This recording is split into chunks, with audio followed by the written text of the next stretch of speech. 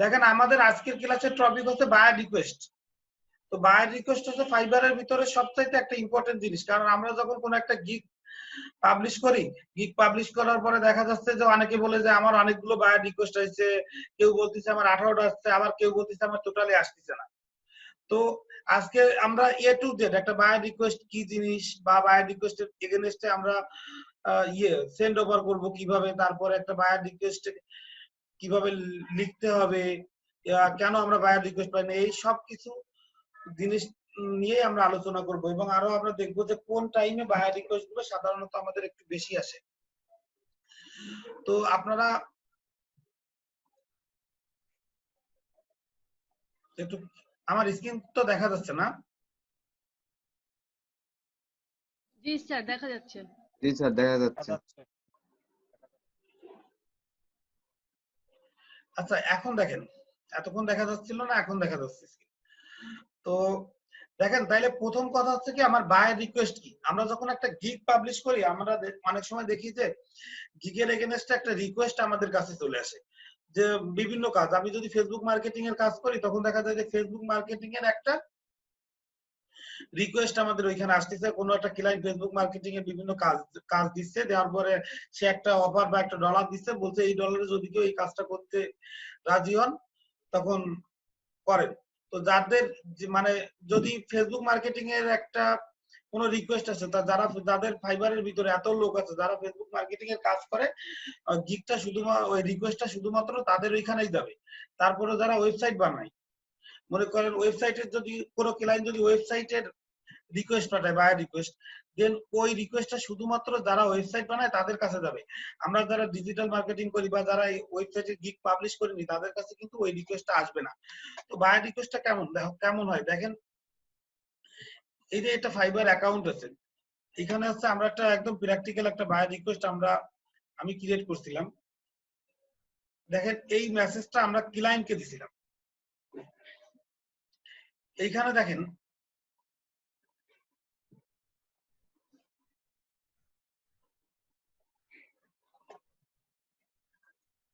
এখানে আমি হচ্ছে ক্লায়েন্ট শেষে দিছিলাম, এই যে এখানে আমি একটা রিকোয়ারমেন্ট দিছিলাম, আমার একটা ওয়েবসাইট বানানোর দরকার এবং আরো একটা স্যাম্পলও দিয়ে দিছিলাম এবং আমার বাজেটও বলে দিছিলাম $10। তো এইরকম রিকোয়েস্ট সাধারণত ক্লায়েন্টরা পাঠায়। পাঠানোর পরে আমরা করি কি, আমরা এর এগেনস্টে একটা ক্লায়েন্টের রিপ্লাই দিয়ে একটা রিকোয়েস্ট দিই, যেটাকে আমরা সেলার সেন্ড অফার বলি। বা এই ক্লায়েন্টের জন্য এই যে কাজ করবে, এই কাজের এগেনস্টে আমি তাকে কি কি অফার দিতে পারি সেরকম একটা রিপ্লাই দিই। তো কোনো ক্লায়েন্ট যখন এরকম একটা মেসেজ দেয়, সেটাকে আমরা বলি বায়ার রিকোয়েস্ট। আর কোনো সেলার মানে আমরা যখন কোনো তার রিপ্লাই দিই বা বিভিন্ন অফার দিই তাকে, এটাকে আমরা বলি সেন্ড অফার। তো আশা করতেছি এতটুকু ক্লিয়ার। তো দেখেন এখন তাইলে বায়ার রিকোয়েস্ট কি, বায়ার রিকোয়েস্ট আমাদের ক্লায়েন্ট যেটা পাঠাচ্ছে ওইটা বায়ার রিকোয়েস্ট, আর আমরা ওই কাজটা করার জন্য ক্লায়েন্টের যে রিকোয়ারমেন্ট দিচ্ছি ওইটা হচ্ছে তার সেন্ড অফার। এবং অনেক সময় দেখা যায় যে অনেকে প্রশ্ন করতে পারে যে বায়ার রিকোয়েস্ট আমাদের কখন আসে। আমরা জানি যে আমাদের ম্যাক্সিমাম ক্লায়েন্ট গুলো থাকে আমি ইউএসএ বা কানাডার ক্লায়েন্ট।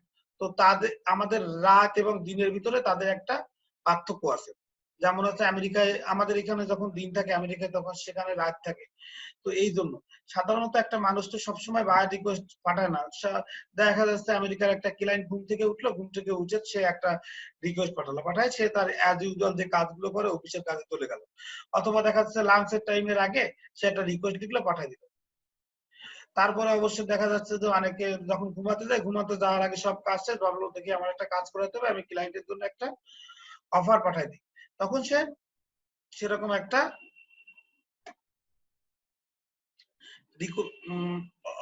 মানে বায়ার রিকোয়েস্ট পাঠাই দিল। তো এই টাইমটাতে যদি আমি ভাগ করি, তাহলে দেখা যায় যে বাংলাদেশি টাইমে সাধারণত 6টা থেকে 9টা, 6টা মানে কি 6টা PM টু 9টা, মানে সন্ধ্যা 6টা থেকে রাত 9টা পর্যন্ত আসে বেশি। তারপরে দেখা যায় কি দুপুর 1টা থেকে 3টা পর্যন্ত আসে, না রাতে মানে রাত 1টা থেকে 3টা পর্যন্ত আসে, এটা বাংলাদেশি টাইম। কিন্তু আর একটা আছে 6টা AM মানে সকাল 6টা থেকে সকাল 9টার ভিতরে আমাদের বায়ার রিকোয়েস্টটা বেশি আছে। তো সবাই যদি এই টাইমটা খেয়াল করি, কারণ বায়ার রিকোয়েস্ট এসে বেশিক্ষণ থাকে না। অনেকে বলে আমার বায়ার রিকোয়েস্ট আসে না, দেখা যাচ্ছে অন্য টাইমে এসে সেই টাইমে আমি আমার ফাইবারের কাছে ছিলাম না। তো এই জন্য আমরা টাইমটার দিকে একটু খেয়াল রাখবো। এছাড়াও অন্যান্য টাইমও আসতে পারে, কারণ কোনো ক্লায়েন্ট আছে দেখা যাচ্ছে সারা রাত জেগে থাকে, তারা যে কোনো সময় বায়ার রিকোয়েস্ট পাঠাতে পারে। তো বায়ার রিকোয়েস্টের জন্য এই টাইমটা হচ্ছে পারফেক্ট। এখন সেকেন্ড কথা হলো কি, অনেকে বলে যে আমার বায়ার রিকোয়েস্টটা আসে না, কেন আসে না? এর একটাই কারণ হচ্ছে কি, আমরা আমাদের ক্যাটাগরিটা ঠিক মতো সিলেক্ট করি না। আমরা যখন গিগ পাবলিশ করি অবশ্যই আমাকে যথাযথ ক্যাটাগরি দিতে হবে। দেখেন এখানে একটা fiverr.com এ ঢুকলাম, ঢোকার পর আমি যে কোনো একটা গিগ দেখি। দেখেন ইনার গিগের ক্যাটাগরিটা একটু দেখি। দেখেন ইনি ক্যাটাগরি দিছে ডিজিটাল মার্কেটিং, তারপরে email marketing, email platform support. So আমরা যদি এরকম করে ক্যাটাগরি দিই, ডিজিটাল মার্কেটিং দিলাম, তারপরে এখানে দিলাম এসইও, তারপরে আরো অন্য কিছু দিলাম, তাহলে দেখবেন যে এই আমার গিগে কখনো অন্তত ইমেইল মার্কেটিং এর বায়ার রিকোয়েস্ট আসবে না, কারণ আমি ডিজিটাল মার্কেটিং দিয়ে আমার ক্যাটাগরিটা দিছি এসইও ক্যাটাগরি। তো কোনো ক্লায়েন্ট যখন ইমেইল মার্কেটিং এর মেসেজ পাঠাবে তখন আমার ক্যাটাগরিতে আসতেছে না বা আমার এগেনস্টে বায়ার রিকোয়েস্ট আসতেছে না। তো এতটুকু কিভাবে বুঝতে পারছেন? তো তার মানে কি আমার কয়টা জিনিস ইম্পর্টেন্ট। এক, টাইমের দিকে আমাকে খেয়াল রাখতে হবে।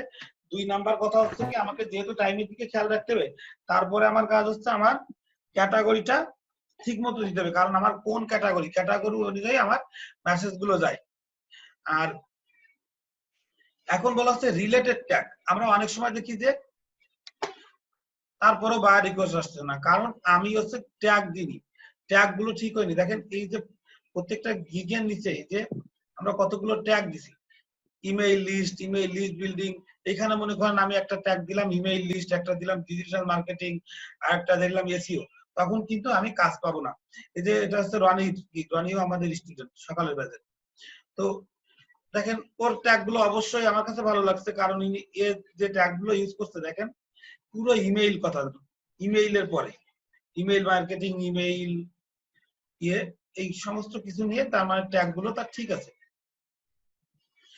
তো তাহলে আমাকে অবশ্যই রিলেটেড ট্যাগ দিতে হবে। আর ক্যাটাগরির বিষয়টা তো বলছি। এখন দেখেন একটা বায়ার রিকোয়েস্ট কেমন হইতে পারে বা আমরা কিভাবে আমরা বায়ার রিকোয়েস্ট পাঠাতে পারি। তো একটু আগে তার বায়ার রিকোয়েস্ট আসছে, একটু হোয়াটসঅ্যাপে একটু মেসেজ দেন, আমরা একটু বলে দেবানি যে তার এগেইনস্টে কিভাবে লিখবা। ফেসবুক মার্কেটিং এর যে আমরা বায়ার রিকোয়েস্টটা দেখতেছিলাম, একটা মেসেজ দেন। দেখেন এইখানে একটা ক্লায়েন্ট একটা মেসেজ দিচ্ছে, জাস্ট আমি যে মেসেজটা দিছিলাম সেই মেসেজটা হুবহু আপনি একটু পড়ে দেখেন। মেসেজটা ছিল কি, দেখেন একটু মেসেজটা পড়ে দেখেন যে এই লোক, সহজ কথা হচ্ছে এরকম, এই লোক একটা ওয়েবসাইট বানাতে চায় এবং যে ওয়েবসাইটের নাম দিচ্ছে একটা আউটসোর্সিং স্কুল নামে এবং তার বাজেট দিচ্ছে একটা $10 দিচ্ছে এবং একটা স্যাম্পল হিসেবে একটা ওয়েবসাইটের লিংক দেয়া আছে।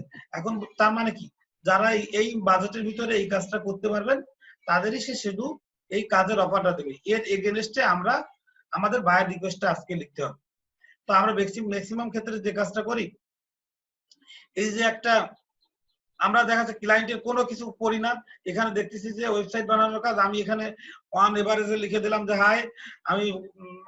হাই আমি খুব ভালো ওয়েবসাইট বানাতে পারি, আমি এত তো কাজ জানি তত কাজ জানি, তো আপনি আমার এই কাজটা দিতে পারেন, দিলে আমি 100% ফুলফিল ভাবে করে দিই। দেখেন এই ধরনের রিকোয়েস্ট যদি আমি লিখি তখন কিন্তু আমার কোনো ক্লায়েন্ট ঠিকমতো পড়বে না, কারণ ক্লায়েন্ট মনে করবে যে আমি তার যে অফারটা দিছে, যে মেসেজটা দিছে, সেই মেসেজটা আমি ঠিকমতো পড়ি নাই। আরেকটা ইম্পর্টেন্ট জিনিস আছে, অনেক সময় অনেক ক্লায়েন্ট করে কি, এই যে $10 মনে করেন একটা অনেক বড় কাজ দিয়ে দিল, দেওয়ার পরে সে দিয়ে দিল $10, দেখা যাচ্ছে কাজটার দাম $500। ক্লায়েন্ট অনেক সময় যাচাই করতে চায়, বুঝতে চায় যে আসলে এই লোকটার দাম সম্পর্কে আইডিয়া আছে কিনা। এখন একটা বড় কাজে যেটা $500 কাজে $10 লিখে তুমি যদি $10 লিখে দাও, তাহলে ক্লায়েন্ট ভাববে এই কাজের কিছু পারে না, কারণ এত কম টাকায় সে কাজটা কিভাবে করে দিবে। সো এইটা একটা বিষয়। আর সাধারণত এরকম সিচুয়েশনটা হয় না। সাধারণত আমরা দিব কি, এইখানে ক্লায়েন্ট যে ডলারটা দিবে আমরা সেই ডলারের আশেপাশে দিব। এখন একটা ক্লায়েন্ট মনে করেন যে এখানে আবু রাহান আছে বা তনিমা আপু আছে, তনিমা আপু একটা ক্লায়েন্ট, তার কাছে একটা ফেসবুক মার্কেটিং এর একটা কাজের জন্য রিকোয়েস্ট দিয়েছে। এবং কাজেরটা হচ্ছে মনে করেন $10, খুবই কম। তার মানে কি এই যে $10 কাজ যখন হবে তখন এই যে ম্যাডামের কাছে যে কাজের অফার গুলো আসবে, এর কাছে বিভিন্ন ধরনের $10 জন্য কেউ $15 অফার লিখবে, কেউ $10 লিখবে, কেউ $8 লিখবে। এখন যাদের রিভিউর পরিমাণ বেশি থাকবে তারা ডলারের পরিমাণ তত বেশি লিখবে। আবার যাদের রিভিউর পরিমাণ টোটালি রিভিউ নেই কিন্তু সে $5 দিছে, তখন কিন্তু ক্লায়েন্ট বুঝবে যে যেহেতু রিভিউ নেই, রিভিউর জন্য কাজটা শুধুমাত্র করতে যাচ্ছে, তো আমি এর কাজ দিতে পারি, মানে এই কাজটা পারতেও পারে, পারুক আর না পারুক সেটা তো পরের কথা। আবার মনে করতে পারেন যে কেউ হচ্ছে $20 দিল, দেখলো যে তার 8টা রিভিউ, তখন ক্লায়েন্ট ভাবে এ তো 8টা রিভিউ আছে, তো টাকা একটু বেশি চাইতেই পারে। তো এটা আছে ক্লায়েন্ট বুঝে ফেলবে যে আমি আসলে কাজ কতটুকু পারি আর কেন আমি $5 দিলাম বা কেন আমি $20 দিলাম। তো আশা করি এতটুকু বুঝতে পারতেছেন সবাই। তো এখন দেখেন একটা ক্লায়েন্ট, আমি যেহেতু একজন ক্লায়েন্ট, আমি একটু খেয়াল করি যে আমি এই মেসেজটা যখন আসছে আমি কিভাবে চেক করতাম বা রিকোয়েস্ট বা আমি কারে কাজ দিতাম। দেখেন এখানে দুই ধরনের কাজ আছে। ডিজিটাল মার্কেটিং এর ক্ষেত্রে একটা কাজ আছে, মনে করেন যে এই ওয়েবসাইট বানানো, এটা খুব একটা এক্সপেরিয়েন্সের একটা ব্যাপার, যে কেউ বানাইতে পারে না। কিন্তু যদি ফেসবুক বিজনেস পেজ ক্রিয়েট করতে বলা হয় তাহলে নরমালি সবাই পারে। তো সেক্ষেত্রে কিন্তু এক্সপিরিয়েন্সের অতটা দরকার হয় না, কিন্তু একটা ওয়েবসাইট যারা বানাবে এদের ক্ষেত্রে এক্সপিরিয়েন্সটা একটু দরকার হয়। কারণ হচ্ছে ওয়েবসাইট বানানোটা একটা ভালো কাজ। আমি যদি লিড জেনারেশনের কাজ করি, দেখবেন এখানে কিন্তু এক্সপিরিয়েন্সের একটু দরকার আছে, কারণ আমার ক্লায়েন্ট বুঝবে যে ওর কাছে সব ধরনের টুলস আছে কিনা, ওর দ্বারা আমরা কি কি টুলস দিয়ে লিড জেনারেশন করি, যেমন সেলস নেভিগেশন, সেলস কিওয়ার্ড। তো তখন ক্লায়েন্ট বুঝতে যাবে যে এর কাছে এই টুলস গুলো আছে কিনা। যতই কাজ পারে, যদি টুলস ভালো টুলস না থাকে তাহলে তো আমার কাজটা কমপ্লিট করে দিতে পারবে না। আবার সেম কাজ যদি ফেসবুক মার্কেটিং এর হয়, ক্লায়েন্ট ভাববে কি না একবার ফেসবুক বিজনেস পেজের স্যাম্পল দিছে, দেখিয়ে পারে কিনা, ওইটা দেখে কাজ দিয়ে দিবে। কারণ জানে যে যদি কোনো এক্সট্রা টুলস এর দরকার হচ্ছে না, এক্সট্রা সফটওয়্যারের দরকার হচ্ছে না। তো এইটা ডিপেন্ড করে ক্লায়েন্টের মনোভাবের পরে, যে কাদের কাজ দিবে আর কাদের দিবে না। দেখি, হ্যাঁ এতটুকু কি বোঝা গেছে? জি ভাইয়া বোঝা গেছে। তো তাহলে কাদের কাজ দিবে কাদের কাজ দিবে না, বুঝতে পারছো না? দেখা যাচ্ছে আমাদের সব কাজে এক্সপিরিয়েন্স এর দরকার হবে না, শুধু কাজের স্যাম্পল থাকলে হয়ে যাবে। আবার কোনো কোনো কাজের জন্য একটু এক্সপিরিয়েন্স দরকার হয়। আচ্ছা যাই হোক, ওই কাজগুলো একটু পরে আসি। আমরা এখন একটু জিনিস দেখি। এখন দেখি যে এইটাকে আমি কিভাবে বাছাই করছিলাম। তো দেখেন এখানে কি বলছে, একটা ট্রেনিং ইনস্টিটিউট বানাবে, ভালো কথা। আমি একজন ক্লায়েন্ট, আমি কিভাবে বাছাই করছিলাম, আমি প্রথমে এটা দেখলাম ইনস্টল কাস্টমাইজেশন। দেখেন এতে এমন কিছু লিখি নাই, 2 লাইন লিখে। অনেকে আবার মনে করে যে আমি যদি একটু এখানে কোন ধরনের কাজ বেশি আসে? কোনো কথা বলবেন না, কথা বলবেন লাস্টে। দেখেন মাইক্রোফোন বন্ধ করেন। দেখেন অনেকে মনে করে আমি যদি একটা কাজকে ছোট করে লিখি, মানে বাই রিকোয়েস্টটা যদি ছোট হয় তাহলে মনে হয় আমার কাজ পাওয়ার প্রবাবিলিটিটা বেড়ে যায়। ক্লায়েন্টের হয়তো অতক্ষণ ধরে পড়ার টাইম নেই, কিন্তু এইটা না। ক্লায়েন্ট কিন্তু সবসময় জানতে চায় যে সে প্রথম দেখতে চায় সে আমার মেসেজটা পড়ছে কিনা, তারপরে দেখতে চাই সে আমার যে মেসেজটা দিছি সে মানে আমি সে একটা ক্লায়েন্ট যে কাজ দিছে সেই কাজটা নিয়ে সাকসেসফুল ভাবে করার জন্য আমার পরিকল্পনাটা কি, মানে একটা সেলারের পরিকল্পনাটা কি। তো তাকে এই জিনিসগুলো বোঝাতে হবে। কি বোঝাতে হবে? 1 নম্বরে বোঝাতে হবে যে আমি আপনার মেসেজটা পড়ছি। তারপরে আমাকে বোঝাতে হবে যে আমার পরিকল্পনা কি, যে তার বিজনেসটা আর একটু ভালো হলে ভালো হতো, ওয়েবসাইটে এটা এরকম করলে ভালো হতো। এই পরিকল্পনাটা আমাকে বোঝাতে হবে। তো দেখেন প্রথমে কিছুই লিখি নাই, আমি সুন্দর করে স্কিপ করে গেছি, চোখ দিয়ে দেখেও নাই যে এটা আমি পড়বো না, কারণ আমার জিনিসটার গুরুত্ব দিই। এখন $10 দিচ্ছে, ফাইন। আমি যেহেতু ওয়েবসাইট একটা প্রফেশনাল কাজ, আমি এটা এরাও দিব না, কারণ এর কোনো রিভিউ নেই। আমি ভাবছি যদি দিই প্রথম কাজ হিসেবে সে পারে কিনা তার ঠিক নেই। এটাই দেখেন $250 লিখছে, তারও রিভিউ নাই। সো এরাও আমার দেওয়ার কোনো প্রশ্নই আসে না, যেহেতু রিভিউ নাই, এত ডলার নেই, আমি এর কখনোই দিব না। এরকম গাদার মতো দিয়ে লাভ নাই। এখন আর আমি যদি পড়তে চাইতাম হয়তো আমি পারলে ডিটেলস একটু পড়তাম, কিন্তু রিভিউ টিভিউ না দেখলে ক্লায়েন্টটা প্রথম দিকে পড়তে চায় না, বিশেষ করে এই টেকনিক্যাল কাজগুলো। আর যদি ফেসবুক বিজনেস পেজের কাজ হতো তখন কিন্তু ডিসক্রিপশনটা পড়তো, ভাবতো যে ভিতরে দেখে কি আছে, সে কি কাজ করছে, তার কোনো লিঙ্ক দিছে কিনা। দেখেন তো এই যে এটা দিছে, দেখেন এর একটা জিনিস আমার ভালো লাগছে, প্রথমেই লিখছে যে আউটসোর্সিং ওয়েবসাইট গ্রেট। দেখেন এই একটা কথা দেখেই কিন্তু আমার একটা আগ্রহ বেড়ে গেছে। তারপর ভাবলাম দেখি একটু এর ভিতরে পড়ে দেখি যে কি আছে। তো এইটা দেখে হয়তো মনে মনে ভাবলাম না এই তো আমারটা অন্তত করতে হয়তো পারতেও পারে, যেহেতু রিভিউ নেই আমি ওটা এতটা গেলাম না, এটাও তেমন রিভিউ পাইনি। তো তারপর দেখেন এইটাই রিভিউ আছে, এইবার এইটা দেখবো যে এর রিভিউ আছে, এইবার দেখবো যে আমার ওয়েবসাইটটা কি ঠিক মতো করছে কিনা, বা আমার জন্য কি লিখছে, এজেন্সি একটা দিয়ে দিছে, একটা লিঙ্ক দিয়ে দিছে। সো বিভিন্ন জন বিভিন্ন ভাবে দিচ্ছে, এটা রিভিউ দিচ্ছে, এটাও আমি করব। আর তারপর আমি প্রথমে দেখার চেষ্টা করবো সে আমার মেসেজটা করছে কিনা। তো এইরকম করে দেখার পরে মনে করেন এই যে আমার এখানে $10 জন্য আমার কাজের রিকোয়েস্ট আসছিল 43টা রিকোয়েস্ট, আমি এখান থেকে বাছাই করছি। বাছাই করলে দেখবো যে এই 43 থেকে অনলি 5 রিভিউ দিয়ে হোক বা আমার মেসেজ গুলো পড়ে হোক আমার হাতে আছে 5 থেকে 6টা। এইবার ওই 5-6 জনরে আমি ক্লায়েন্ট করবে কি ওই 5-6 জনের মেসেজ দিবে, তাও দেখাই দিই যে কিভাবে মেসেজ দিবে। দেখেন এখান থেকে এই যে মেসেজ দেয়া, দেখেন এই কাজটার জন্য মেসেজ দেয়া। এখন এই যে 5-6 জনের ভিতর থেকে মনে করেন যে সবাই কেউ বিভিন্ন জন বিভিন্ন ভাবে রিপ্লাই দিছে, এই মেসেজ গুলো দেখাতে হয় না, তারপরও দেখাচ্ছে বিভিন্ন জন বিভিন্ন ভাবে করে দিতে চাইছে। এখন আমি আমাকে একটা ক্লায়েন্ট কিন্তু সব সময় জানতে চায় যে সে কি কি কাজ করে বা তার কোনো স্যাম্পল আছে কিনা, এটা কিন্তু কমন কথা। যখন সে স্যাম্পল দেখাবে তখন তো বুঝতে পারবো যে কাজ করবে, আমি আমার রিকোয়ারমেন্টের কথা বলবো, সবকিছুতে যখন ব্যাটে বলে মিলে যাবে তখন আমাকে কাজ দিবে। আচ্ছা আমি একটু ঘুরে আসি যে আমি ওই রিকোয়েস্টটা মানুষ কিভাবে লিখতে পারে বা আমরা কিভাবে লিখছি। দেখেন এখানে যেটা বলা ছিল, আরেকটা ওয়েবসাইটে স্যাম্পল দেওয়া ছিল, দেখেন প্রথমে একজন লিখছে অনেক বড় লিখছে কিন্তু সে তার গিগের ডিসক্রিপশনটা তুলে দিছে, অবশ্যই একে কাজ দেব না, দিস ইজ ইনকারেক্ট ওয়ে। এখন এইটা যদি দেখি I am expert WordPress, I can do anything, মানে আমি WordPress এক্সপ্লোরার আমি 100% কাস্টমার স্যাটিসফ্যাকশন দিব, এইটাই কিন্তু ক্লায়েন্ট বুঝতে পারবে না যে এই মেসেজটা কার জন্য লিখছে। এটা কি সে ক্লায়েন্ট মনে করবে এটা আমার জন্য লিখতে পারে, অথবা সবাইরই মনে হয় সেই লোক একই মেসেজ দেয়। তো এর ভিতরেও কিন্তু কোনো ভেরিয়েশন নাই। দেখেন এই মেসেজ এই রিপ্লাইটা আপনি একটু খেয়াল করেন, আমি এটা লিখছিলাম আউটসোর্সিং ওয়েবসাইট গ্রেট, প্রথমটাই একটা ভালো ইনফরমেশন চলে আসছে, তারপরে আই এম রিমঝিম। আচ্ছা আমি এখানে যেটা দেখানোর চেষ্টা করছি সার অংশটা এরকম, আপনারা করে নিয়েন যে বলা হচ্ছে যে আপনি আউটসোর্সিং ওয়েবসাইট করতে চাচ্ছেন, হ্যাঁ এটা হচ্ছে ভালো একটা ওয়েবসাইট।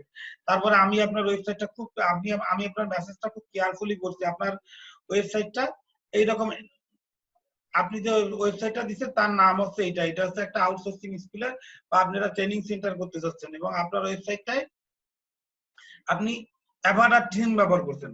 এই যে যখনই বললাম আমি অ্যাভাটা থিম ব্যবহার করছেন, ক্লায়েন্ট ভেবে নিল যে ওয়েবসাইট বানায় এবং তার থিম সম্পর্কে একটা ভালো আইডিয়া আছে। তারপর আমি তারে বললাম কি ম্যাডাম আপনি যে ওয়েবসাইটটা বানাতে চাইছেন এই যে xyz.com, আমি আপনার কাজটা করে দিতে পারবো, কিন্তু আমি আপনাকে সাজেস্ট করব যে আপনি অন্য একটা ওয়েবসাইট বানাইতে। আপনি তখন অন্য একটা ওয়েবসাইটের লিঙ্ক দিয়ে দিলেন, বললেন এই ওয়েবসাইটটা হইলে মনে হয় একটু ভালো হবে, এতে করে ক্লায়েন্ট ভাববে যাকে আমারটাও বানাতে পারে আর বাড়তি একটা আছে সেটাও বানাতে পারে। তারপরে দেখেন আমার ক্লায়েন্ট দেখতেছে যে আপনি ফাইবারে নতুন, কিন্তু আপনি এখানে একটা কথা লিখে দিচ্ছেন যে I have more than 5 year experience in আলাদা মার্কেট। তাইলে ক্লায়েন্ট ভাবতেছে কি এ যদি ফাইবারে নতুন কিন্তু আপওয়ার্ক বা ফ্রিল্যান্সারে হয়তো অনেকদিন ধরে কাজ করে। তারপরে দেখা যাচ্ছে যে এই যে আমি কি কি কাজ করছি এরকম কতগুলো অবশ্যই কাজের স্যাম্পল দিয়ে দেবো, এটা ইম্পর্টেন্ট। এই যে কতগুলো কাজের স্যাম্পল দিয়ে দিছি, তাহলে প্রথম পার্টটুকু আমি কি করছি আমি তারে বর্ণনা দিছি এবং আমি তাকে বুঝাইছি যে আপনার মেসেজটা আমি পড়ছি এবং আপনার ওয়েবসাইটটা কি থিম দিয়ে তৈরি করা। তারপরের পার্টে আমি আমার কাজের ওয়ার্ক এক্সপিরিয়েন্সটা শেয়ার করছি, এবং থার্ড পার্টে আমি এসে করব কি সে যে একটা ওয়েবসাইট বানাতে দিচ্ছে ওই ওয়েবসাইটটা নিয়ে আমার পরিকল্পনা। এখন আমি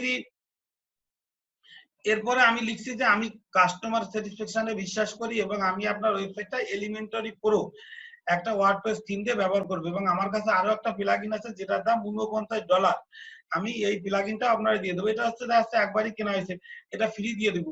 সে কিন্তু $10 কাজ, আমি তার $49 একটা প্লাগইন ফ্রি দিচ্ছি। আমার একটা প্লাগইন কিনা থাকলে একজনের দেওয়া 10 জনের দেওয়া তো একই কথা। তা এতে করে ক্লায়েন্ট মনে করবে কি লাস্টের যুগ থেকে মনে করবে না এ আমার কাজটা কোন ভাবে করবে কোন প্রসেসে করবে সেটা বলে দিচ্ছে, তো আমার কাজটা জানে। আরেকটা কথা বলবো কি যে এই যে প্লাগইনটা যেহেতু ফ্রি দিচ্ছে তার মানে তারও একটা উদ্দেশ্য আছে, এত দামি প্লাগইন দিচ্ছে তার মানে সে একটা ভালো রিভিউ আমার কাছে আশা করে। তো এইভাবে আমি আমার বায়ার রিকোয়েস্টটা লিখতে পারি।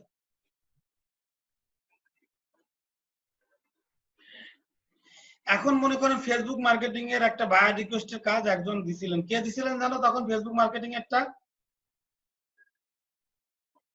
ফেসবুক মার্কেটিং এর আপনার রিকোয়েস্টটা কি দিবেন? আচ্ছা আরেকটু সামারি টানি। তো এইটা হচ্ছে যেমন হচ্ছে ফেসবুক মার্কেটিং এর একজন মনে করেন আপনার একটা বায়ার রিকোয়েস্টের জন্য একটা মেসেজ দিল যে সে একটা ফেসবুক বিজনেস পেজ ক্রিয়েট করতে চায় এবং তার বিজনেসটাকে প্রমোট করতে চায়। এখন আপনারা যদি লিখে দেন, সে বললো কি ভাই আমি একটা ফেসবুক বিজনেস পেজ ক্রিয়েট করতে চাচ্ছি, যে যে যে বিজনেস পেজটার নাম হচ্ছে আমেরিকা শপিং শপ।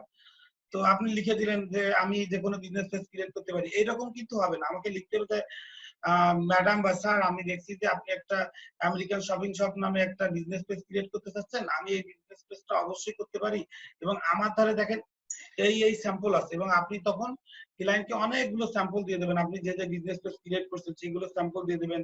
তারপরে বলবেন যে আপনার আর যদি কোনো কিছু রিকোয়ারমেন্টের দরকার হয় আপনি আমাকে হোয়াটসঅ্যাপে মেসেজ দেন, সরি হোয়াটসঅ্যাপে না, আপনি আমাকে ফাইবারে মেসেজ দেন, ইনবক্স করেন, তখন সে ক্লায়েন্ট আপনাকে ইনবক্স করবে। এবং যে কোনো কাজের অর্ডার নেওয়ার আগে আপনাদের প্রথম কাজ থাকবে ক্লায়েন্টের কাজটা খুব ভালো করে বুঝে নেবেন।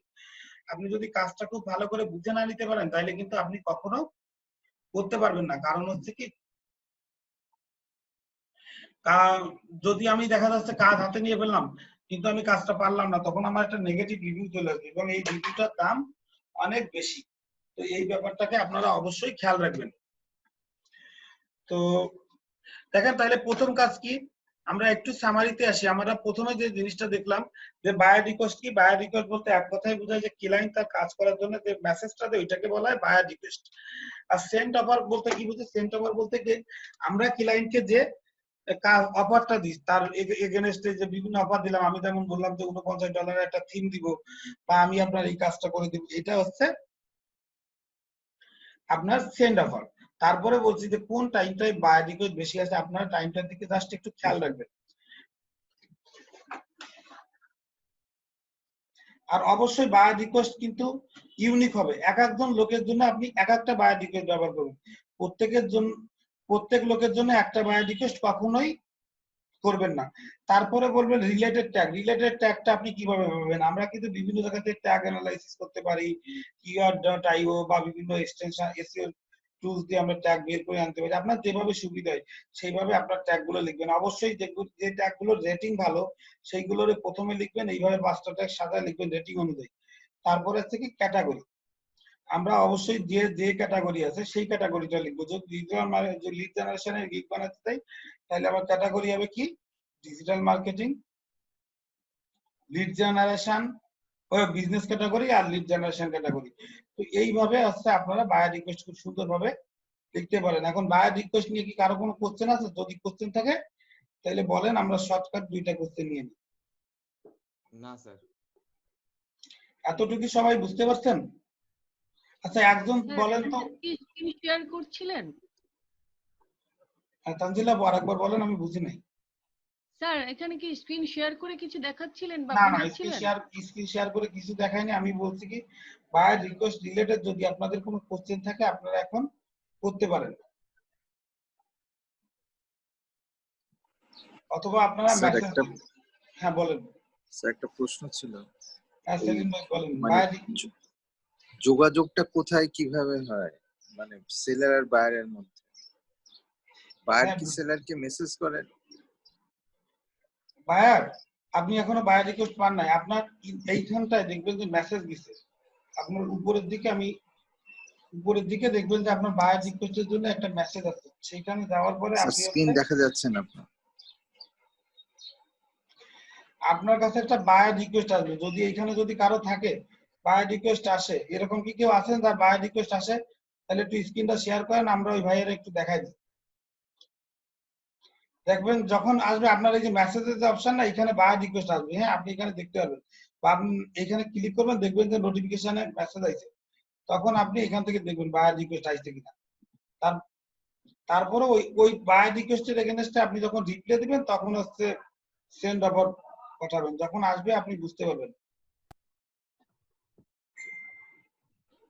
স্যার এটা কি ভাইবার পাঠায় নাকি বায়ারই সেলারদেরকে সিলেক্ট করে পাঠায়? ফাইবার থেকে পাঠায়। ফাইবার থেকে মানে জিনিসটা কিভাবে আসে, মনে করেন আমার একটা কাজের দরকার, আমি একজন ক্লায়েন্ট, আমি সুন্দর করে এই যে দেখেন এখানে পোস্ট ফর পোস্টে রিকোয়েস্ট দেখছেন, এখানে ক্লায়েন্ট আছে, ক্লিক করে দেখেন আমি প্রসেসটাও দেখাই দিই।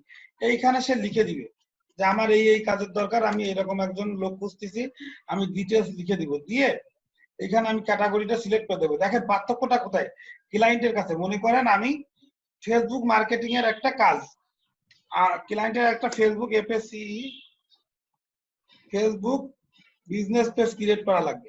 এখন সে এখানে লিখে দিছে, তার স্যাম্পল দিয়ে দিছে, কতগুলো লিঙ্ক দিয়ে দিছে। এখন সে কি করবে, সে তাইলে এখন কি করবে, আপনার আপনার ক্যাটাগরি ছিল ফেসবুক বিজনেস পেজ, কিন্তু আপনি দেখা যাচ্ছে ফেসবুক বিজনেস পেজের ক্যাটাগরি কি দিয়ে, আমি একজন কি বলতে পারবেন কি কি ক্যাটাগরি ইউজ করছিলাম, কে বলতে পারবেন ভাইয়া?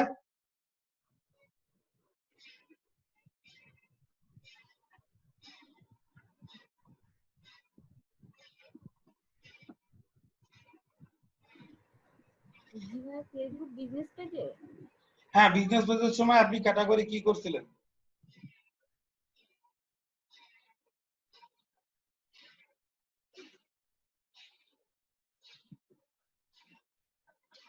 কেউ কি বলতে পারবেন না ফেসবুক বিজনেস পেজের সময় আমরা কি ক্যাটাগরি ব্যবহার করছিলাম? আমরা ব্যবহার করছিলাম ডিজিটাল মার্কেটিং, তারপরে কি পাবলিক প্রোফাইল, ওই ফেসবুক মার্কেটিং, পাবলিক প্রোফাইল, মোটামুটি যে ক্যাটাগরি ব্যবহার করতেন। এখন ক্লায়েন্ট যখন আমাদের জুমটা কেটে গেছিল, ঠিক আছে, এখন দেখেন আমরা এই যে বায়ারের রিকোয়েস্ট, যে ক্যাটাগরিটা কেন ইম্পর্টেন্ট সেটা দেখার জন্য দেখতে হবে আগে আমরা বায়ারকে কিভাবে রিকোয়েস্ট পাঠাতে হয়। তো দেখেন আমরা যখন ফাইবারে গেছিলাম, আবার আরেকটু ব্যাক করে দেখাই, এই যে পোস্ট রিকোয়েস্টে ক্লিক করছিলাম, করার পরে ক্লায়েন্টের যখন এই যে ফাইবার ফেসবুক মার্কেটিং এর কাজের দরকার হচ্ছিল, তখন সে এখানে ফেসবুক চুপ লিখতেছিল, যা লেখার লেখা, তারপরে সে ক্যাটাগরি সিলেক্ট করে দেয়। এই যে এখানে দেখেন ডিজিটাল মার্কেটিং ক্যাটাগরি, তারপরে সোশ্যাল মিডিয়া মার্কেটিং ক্যাটাগরি। এখন আপনার গিগটা যদি সোশ্যাল মিডিয়া মার্কেটিং ক্যাটাগরিতে না যে অন্য গিগে পাবলিশ করেন, তাহলে কিন্তু সেক্ষেত্রে আপনার মিলবে না।